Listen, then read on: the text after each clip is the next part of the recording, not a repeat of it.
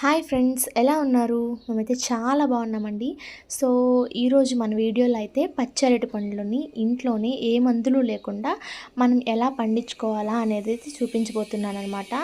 So ఇప్పుడైతే మనం పచ్చి అరటిపండు గెల అయితే తీసుకోవాలండి. దాన్నైతే మనం అది సరిపోయినంత బకెట్ అయితే తీసుకునేసి ఆ బకెట్లో అయితే పెట్టేసుకోవాలి. సో మనకి బకెట్ కన్నా కార్డ్బోర్డ్లు వస్తాయి కదండి, అంటే ఫ్యాన్లకి వీటికి బాక్స్లు వస్తాయి కదా, అవైతే ఇంకా బెటర్ అనమాట.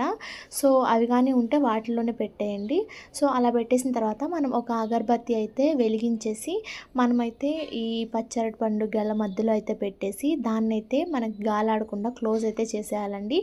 దీనికైతే మనము కవర్ అయితే వాడుకోవచ్చు అనమాట. సో గాలి అయితే బయటికి రాకోకుండా మనమైతే తాడుతో అయితే ఇలాగ చూపిస్తున్న విధంగా గట్టిగా అయితే కట్టేసుకోవాలి.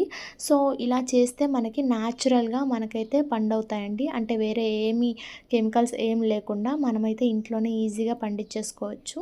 సో ఇదైతే ఒక 2 డేస్లో అయితే మనకైతే మాగిపోతాయండి.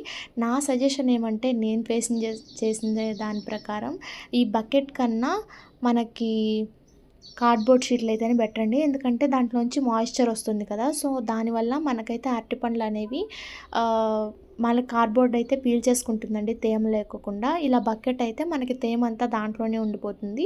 సో నా సజెషన్ ఏమంటే మీరు కార్డ్బోర్డ్లోనే సేమ్ యాజ్ ఇట్ ఈజ్ ఇలాగే ఫాలో అయితే మాత్రం ఖచ్చితంగా ఇంట్లో 2 డేస్లో అయితే మాగిపోతాయండి అరటిపండ్లు. సో నేను ఇలా చేసిన తర్వాత ఒక 2 డేస్కి అయితే తీసానమాట. నేను అబ్జర్వ్ చేసింది ఏమంటే బకెట్ కాబట్టి మనకి తేమ చుట్టూ ఎక్కడికి పోదు కాబట్టి లోపలనే ఉండిపోతుంది అనమాట మాయిశ్చర్ అంతా. సో కార్డ్బోర్డ్లో అయితే అలా ఎక్స్ట్రా తేమ అనేది అది పీల్ చేసుకుంటుంది కాబట్టి ఈజీగా మనకైతే కార్డ్బోర్డ్లో అయితే పండించేసుకోవచ్చు. సో నేనైతే ఇదైతే ఎక్స్పీరియన్స్ అయ్యానమాట. మీ ఇష్టం, ఇలాగైనా చేసుకోవచ్చు, ఇలా చేసినా కూడా పండుతాయి. కాకపోతే తేమ అనేది ఉంటుందండి, అందుకని చెప్పి చెప్తున్నాను. సో మనకైతే మేమైతే ఒక 2 డేస్లో అయితే ఇవి ఇలాగా కలర్ అయితే వచ్చేసాయన్నమాట.